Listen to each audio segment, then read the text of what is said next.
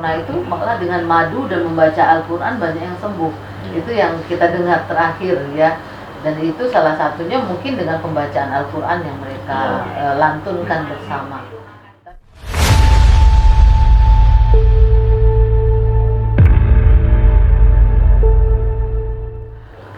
Kalau kita awam nih Ustadz, kita kadang-kadang tidak tahu nih, ini orang ini perlu ruqyah atau tidak. Nah, tanda-tanda itu apakah ada, Ustadz?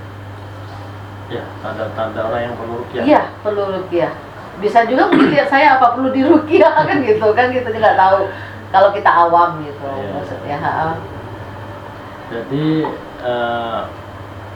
mestinya ya saya lihat rata-rata manusia itu perlu ruqyah. Iya.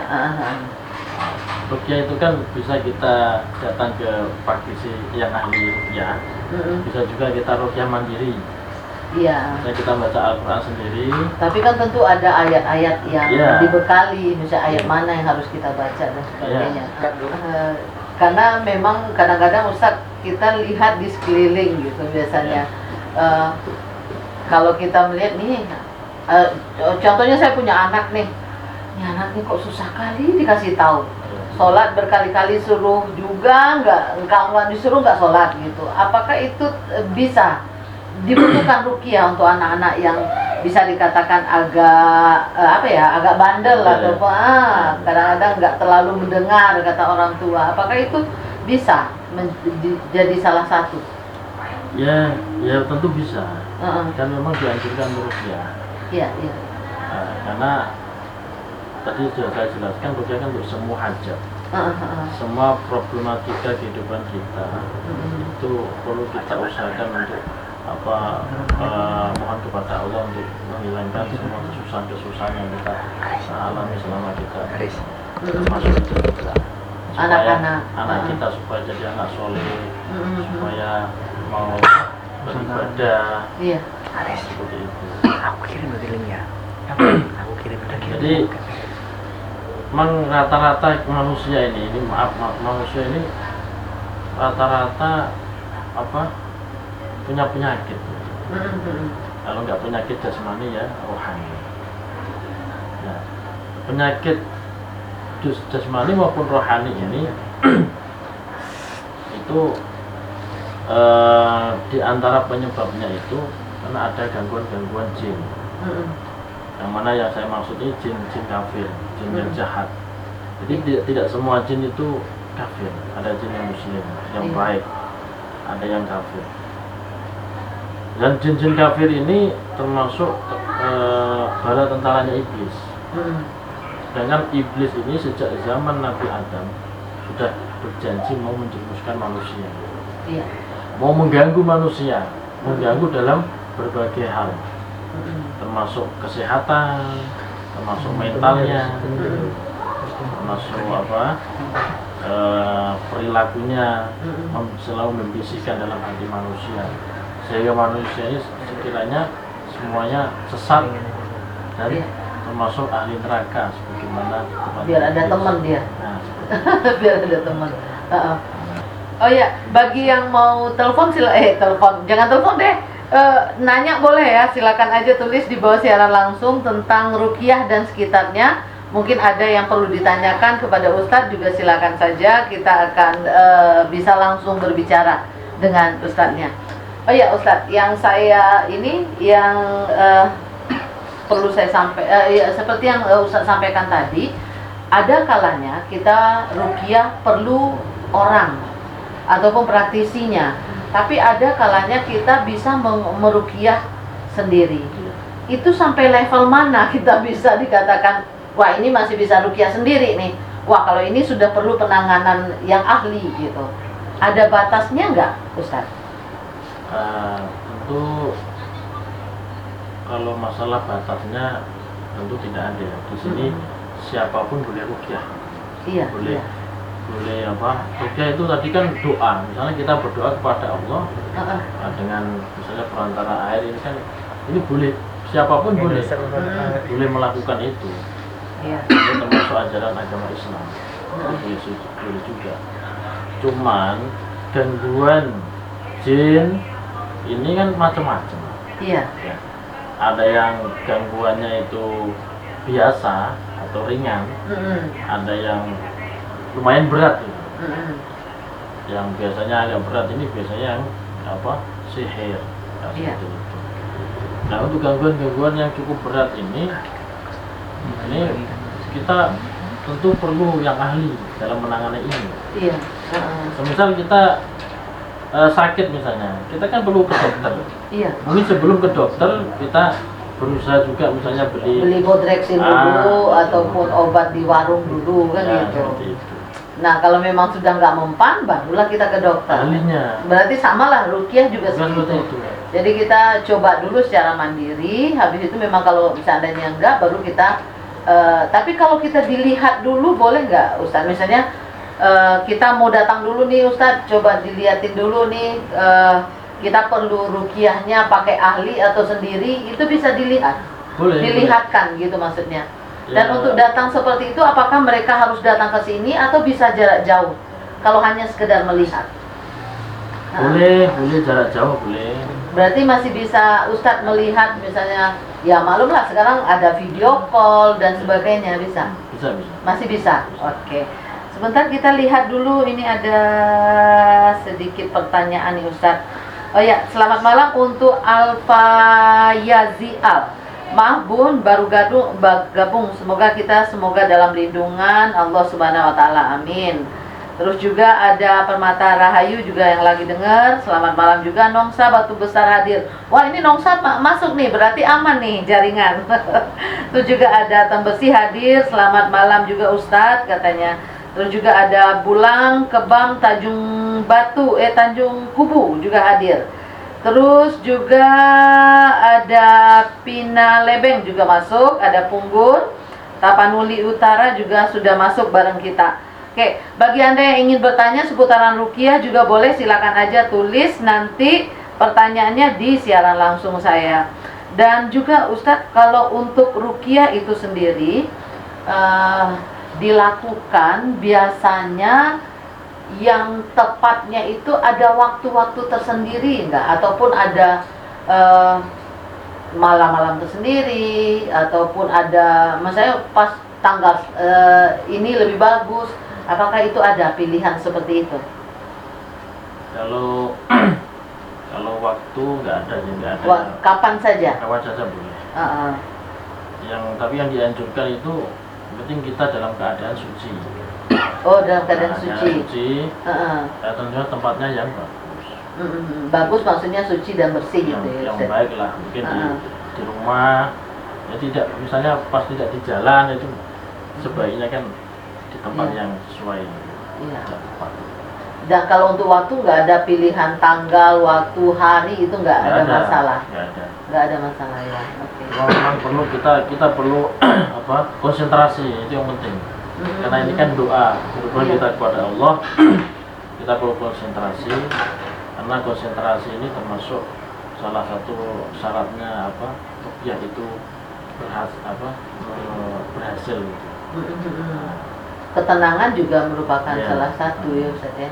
Dan juga kadang-kadang bagi orang muslim sendiri, mereka orang agak susah membedakan ini Ustaz. Ini dukun, ini ruqyah, apa bedanya? Nah itu, kadang-kadang maaf ini paranormal itu juga biasanya mereka memakai ayat-ayat Al-Quran. Apakah ada beda? Tentu sangat berbeda ya. Jadi memang kita harus waspada atau kita hati-hati.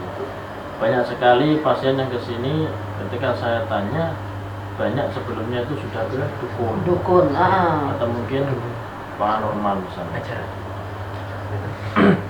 Tapi di sini yang membedakan antara ruqyah yang syar'i dengan sebaliknya, yaitu misalnya dukun ya.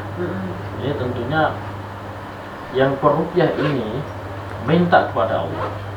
Kalau dukun minta kepada setan. Tapi kadang-kadang dia juga melafal ayat-ayat juga Ustaz. Itu yang agak kita ragu. Itu yang kadang membingungkan di situ. Iya, Ya. Itu makanya kita orang awam hati-hati. Nah, kita bisa melihat ciri-ciri orang itu, misalnya dukun atau praktisi yang kebetulan itu, kita bisa lihat ciri-cirinya. Di antaranya apakah dia sholat, misalnya kesehariannya bagaimana dalam menjalankan syariat Islam, itu bisa kita lihat dari situ. Memang zaman sekarang ini banyak apa istilahnya apa nyamar ya, nyamar. Iya. Bahkan ada salah satu pas ketika saya menangani itu, di dalam diri pasien itu kadang-kala kan ada yang masuk itu. Kira-kira tarik sukma daripada dukun yang mengganggu dia, ternyata dia itu kiai. Jadi dia punya santri. Nah, itu salah satu di Jawa Timur sana, dia mengaku seperti itu. Kemudian kita nasihatin lah. Nah, kamu ini kiai tapi seperti ini kelakuan. Nah, ini salah satu contoh. Kita harus hati-hati. Ya, maka sebaiknya kita mendatangi yang jelas di situ ruqyah. Kadang-kala ada misalnya ahli ahli pengobatan alternatif misalnya. Jadi di situ kan nggak jelas ruqyah apa-apa kan begitu. Walaupun di situ dia misalnya pakai sorban juga. Seperti itu. Jadi yang jelas harus ada ruqyah. Ya, ini kan kalau masalah itu kan memang agak awam nih Ustadz. Kadang-kadang kalau orang awam tidak bisa membedakan. Kalau saya boleh bertanya, ruqyah ini ada sekolahnya, ada sertifikasinya atau tidak? Tentunya ada. Nah itu maksudnya, karena biar kita yang awam juga tahu gitu kan. Boleh kalau kita mau berobat ya tanya-tanya dulu kan gitu biasanya. Nah bagaimana untuk sistem belajar dan sertifikatnya itu, apakah ada untuk ruqyah itu? Ada. Jadi kalau kami ini keluarga besar Ruqyah Aswaja, itu kadangkala mengadakan pelatihan juga. Bahkan tadi pagi itu kita mengadakan pelatihan yang langsung dibimbing oleh guru kami. Nah, situ. Karena ini keadaannya memang lagi COVID ini, jadi online. Oh, pakai Zoom berarti? Iya. Pakai ini, Facebook. Pakai Facebook, iya. Ada grup khusus ya. Seperti itu. Dan juga untuk sekolahnya itu, maksud saya dikeluar sertifikat untuk peruqyah itu siapa yang mengeluarkan? Ya guru kita. Gurunya. Iya. Dan itu berarti gurunya sudah menjamin bahwa yang diberikan sertifikat ini sudah bisa melakukan ruqyah itu. Bisa. Dan itu boleh ditanya oleh pasien, Pak? Boleh. Oh boleh ya, kadang-kadang kalau mana tahu nanti ada pasien yang datang, Ustadz boleh nggak ini kita lihat dulu nih punya sertifikat atau tidak, atau memang kedukun lagi, nanti jangan masuk lubang ketemu lubang lagi kan gitu sebenarnya. Oke, untuk ilmu ruqyah itu Ustadz, apakah punya talenta dari awal ataupun memang dari lahirnya, atau bisa diasah atau dipelajari? Bisa dipelajari oleh siapapun bisa. Kadang-kadang kalau yang paranormal katanya kan, wah dari lahirnya dia udah ini, kalau dukun dia ngerasa begitu gitu. Tapi ada juga faktor keturunan. Oh, faktor keturunan juga. Faktor keturunan. Iya. Kadang-kala peruqyah itu bapaknya atau kakek buyutnya itu ahli juga di bidang pengobatan. Kadang-kala seperti itu. Tapi bukan berarti yang orang awam itu tidak bisa belajar. Tetap bisa belajar. Tidak bisa belajar. Ruqyah itu bisa dipelajari. Selain bisa dipelajari juga pengaruh keturunan. Iya. Dan juga supaya saya jangan terlalu jauh dulu, apakah untuk ruqyah itu ada korelasinya dengan pengobatan yang ilmiah, Ustaz? Atau berdiri sendiri dia? Ya, sangat berkorelasi. Ya. Artinya berhubungan, karena ruqyah ini kan bagaimana tadi saya jelaskan, ini kan yang pertama ini syariat Islam, ya. Bahkan di dalam Al-Quran sudah ada ayat yang menjelaskan tentang itu. Tentunya kalau kita kaji secara ilmiah itu semuanya ilmiah. Ya, maksud saya begini Ustaz, ruqyah itu bagi peruqyah, Ya. apakah mereka juga diberi pembelajaran tentang obat-obatan? Oh ya ada. Gitu ada. maksudnya paling Cuman, tidak dia mengetahui. Ya sedikit, nggak banyak lah ya. Iya, Nggak mendalam begitu. Iya, Karena yang bagian pendalaman tentang khasiat atau kajian ilmiah dari pengobat dari media yang ramuan digunakan itu ada sendiri.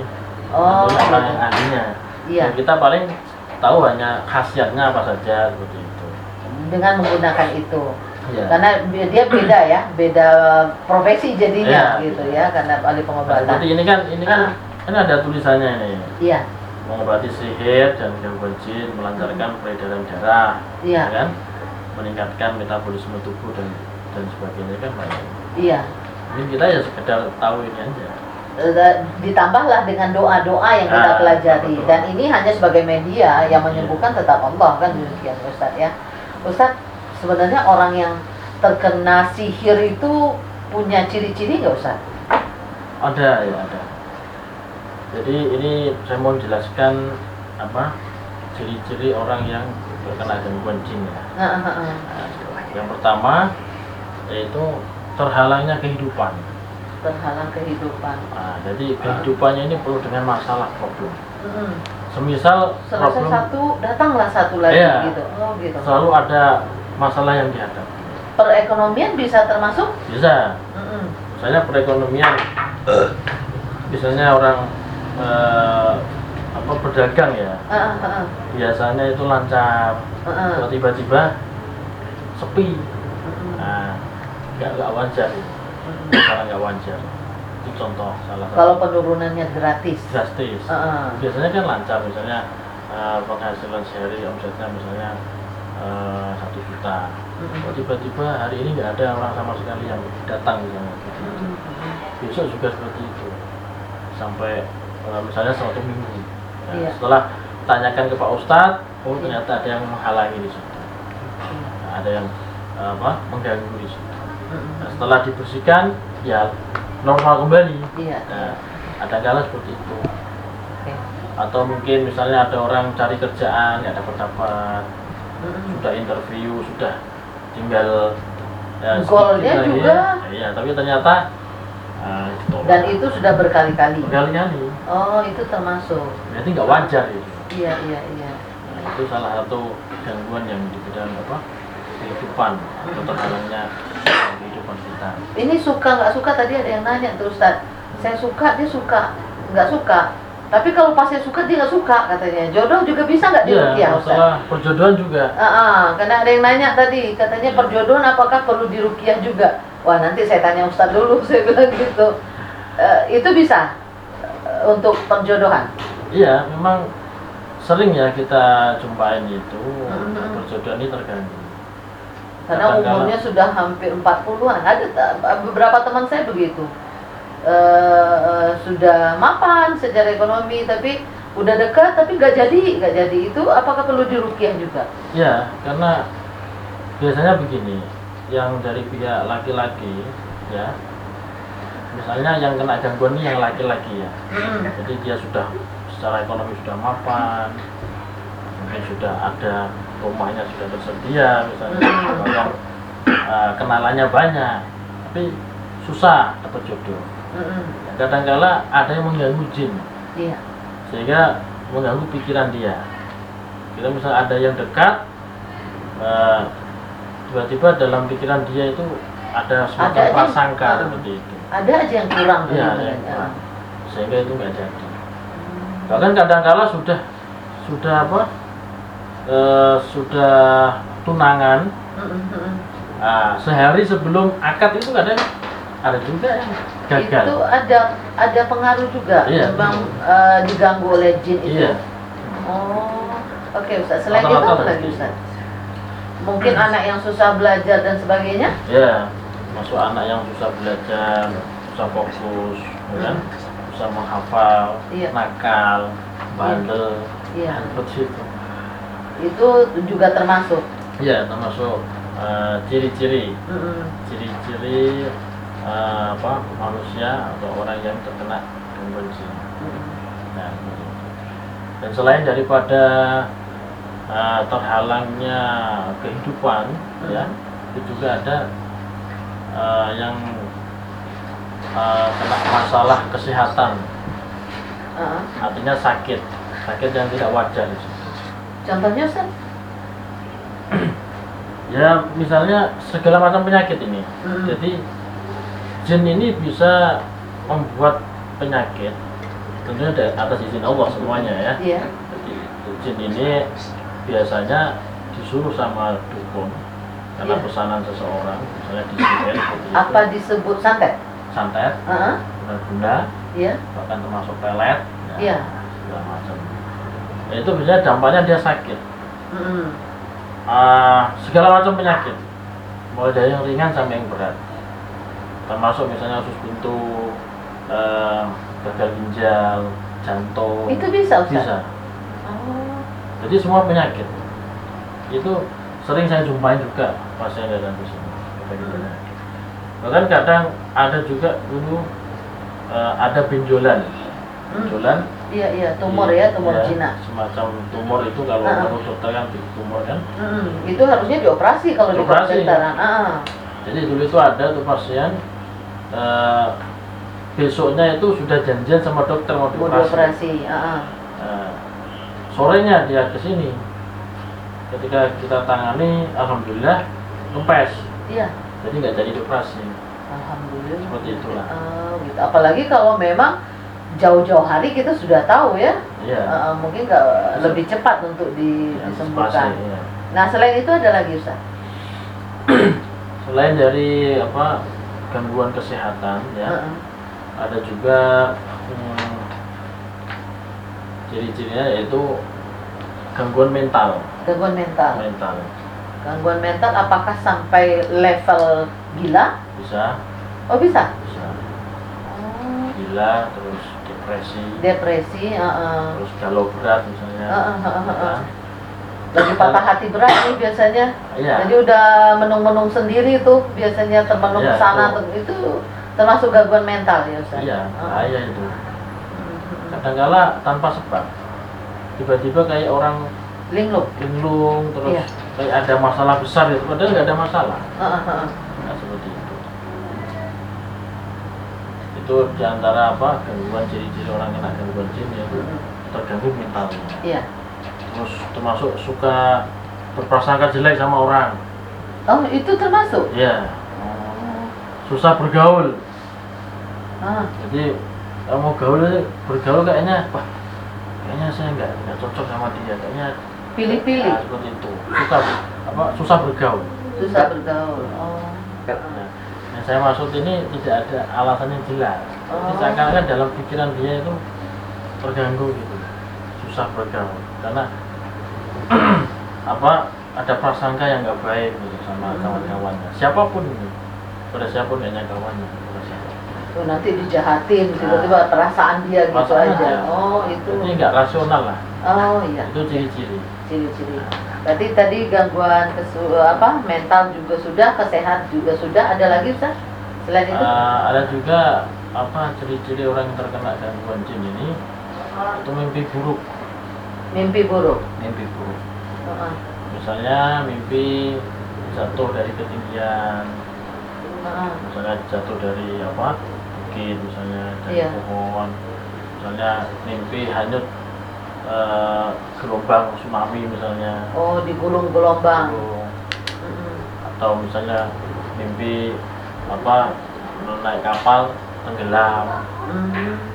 Terus mimpi berantem sama ular, patok ular misalnya. Patok ular kata orang sih katanya dapat jodoh, padahal nggak masuk di akal tuh ya Ustaz ya. Yang taunya ular kan lebih penggambarannya ke jin ya atau ke setan mungkin gitu. Jadi hal-hal seperti itu boleh harus diruqyah. Ya sebaiknya ya. Kan ciri-ciri terkena gangguan. Ketika kita mimpi buruk ya, semua yang buruk-buruk lah, termasuk misalnya mimpi meninggal.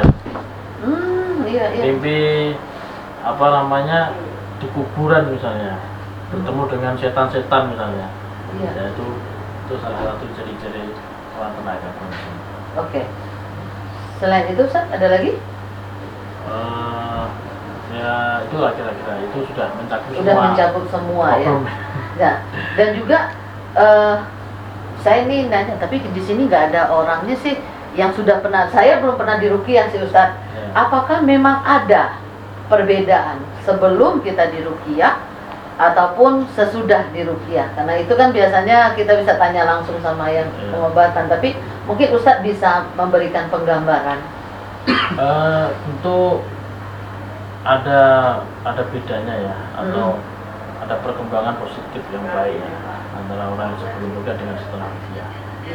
Banyak sekali pasien yang datang ke sini itu rata-rata orang yang ibadahnya itu kurang Iya. atau meninggalkan sholat misalnya, atau imannya lemah, nah, atau bahkan dia ahli maksiat lah, misalnya minum-minuman, suka judi misalnya, sudah beberapa kali masalah dengan keluarga dan sebagainya. Ketika datang ke sini di ruqyah, alhamdulillah setan-setan yang selama ini mengikuti dia, mempengaruhi pikiran dia, ketika setannya pergi, dia sadar. Iya. Nah, dengan itulah kita memberikan edukasi, menasihati kepada pasien. Nah, misalnya kita nasihatkan untuk meningkatkan keimanan, Iya. untuk kembali belajar agama Islam, Iya, ya. iya. Terus kerjakan sholat, misalnya buat baik. Nah, Iya. ini justru dakwah yang mengenal, karena rata-rata kebanyakan yang sudah pernah ruqyah itu dia Lebih tenang. lebih tenang, Iya, iya. lebih semangat ibadah, dengan keluarganya lebih harmonis, suami istrinya lebih harmonis, anak-anaknya yang sebelumnya nakal jadi baik. Iya.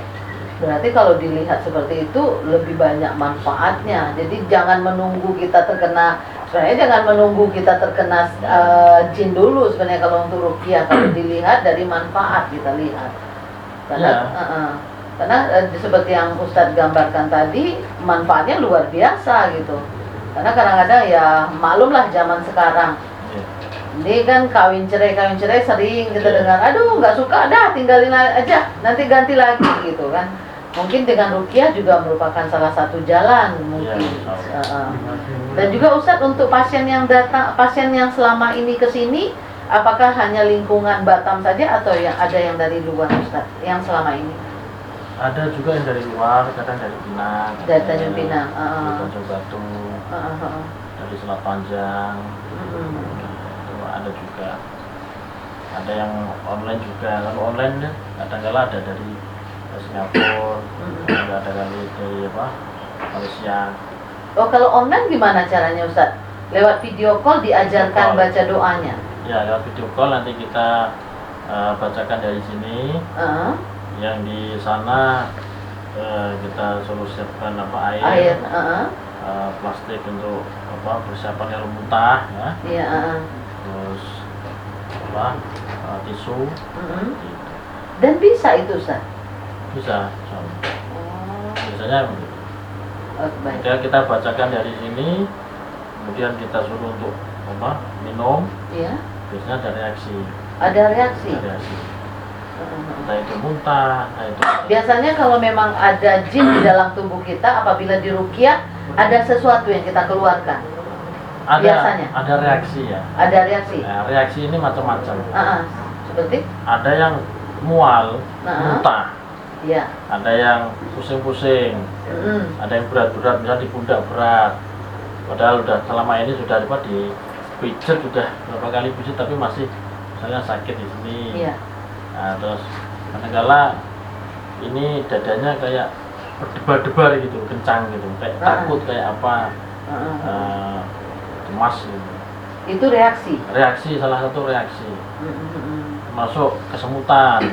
Nah, misalnya terus panas dingin. Iya. Bahkan kadang-kala ada yang sampai kesurupan. Iya, baik. Berarti kalau datang ke sini bisa, terus juga lewat online bisa. Berarti kita butuh nomor telepon Ustadz nih. Ah, Boleh nggak kita sampaikan ke para Weber kita di rumah?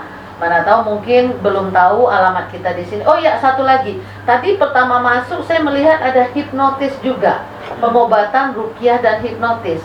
Itu ada sejalan atau berbeda, Ustadz?